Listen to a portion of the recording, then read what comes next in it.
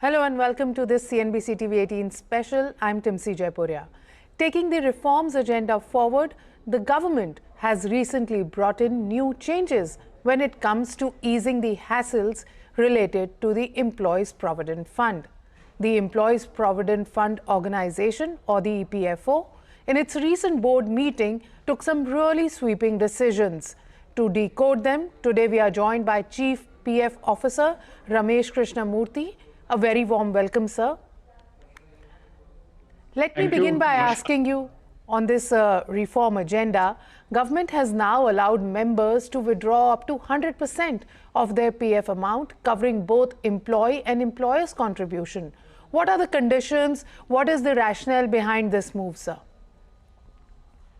So, thank you for having me on this program. The Central Board of Trustees, headed by the Union Minister for Labour and Employment, Mr. Mansukh Mandviya, yesterday on 13th, took the decision to simplify partial withdrawal claims, which under EPF to a great extent.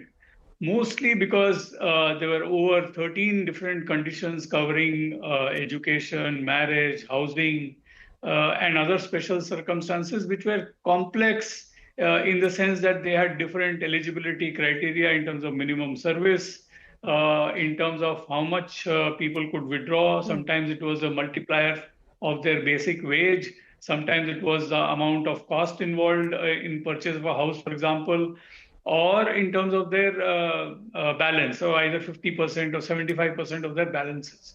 All this was creating a lot of confusion in the minds of the members.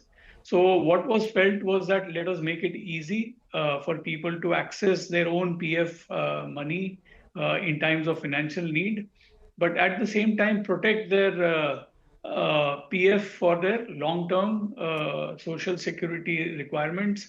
As you are aware, India is a young country, but all the youth who are going to retire, who are now coming into the work, are going to retire in 2055, 2060.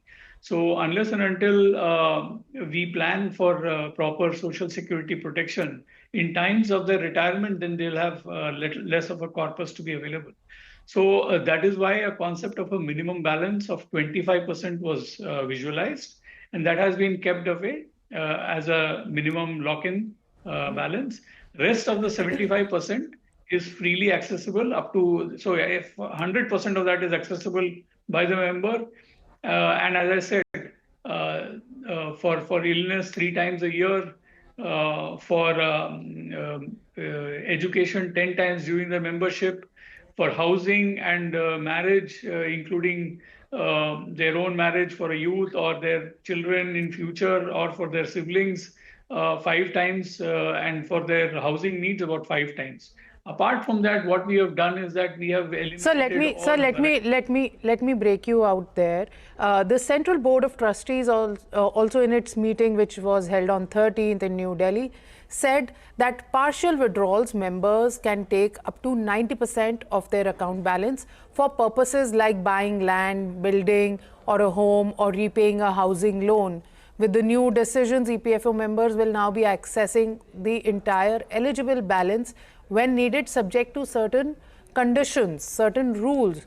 So what are these cases, like you were explaining, that there is a minimum balance criteria also, but in some cases 100% withdrawal is also there. This is a little confusing.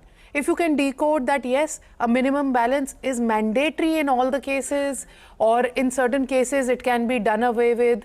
Is that the case? So let me first correct you. There is no 90%. Now it is 100% of the eligible balance. How we are defining eligible balance is your total contributions every year or every time that you make. Out of that, 75% will be available for withdrawal. 25% will be kept as a minimum balance. So out of this 75%, everything is available in one shot, in multiple frequency. It is up to the member to decide how he wants to withdraw it.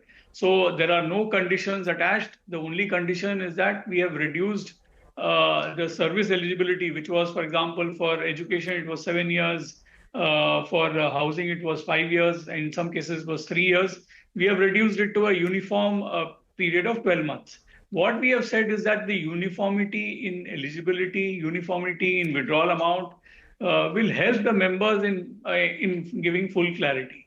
This 25% minimum balance, let me just explain to you what it means. It means that if supposing your total contribution of employer and employee is to your PF, excluding the pension part which goes away, is supposing it is 10,000 rupees, then out of this 10,000 rupees, 2,500 is kept aside as minimum balance. The 7,500 is allowed for any kind of withdrawal. Supposing the member does not withdraw, next year it still remains available for withdrawal.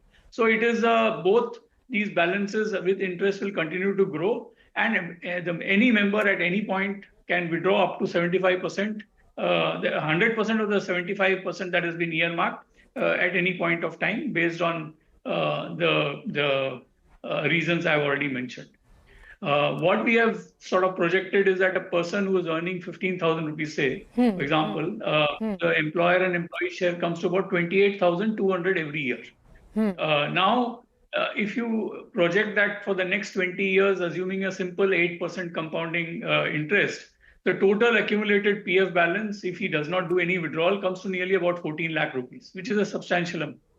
But out of this, 75% he can withdraw. That is about 10.5 lakh he could have withdrawn any time during this 20 years. He could have withdrawn this amount, whether it is at the end of the 20 years or whether it is immediately every year he wants to withdraw, he can do that.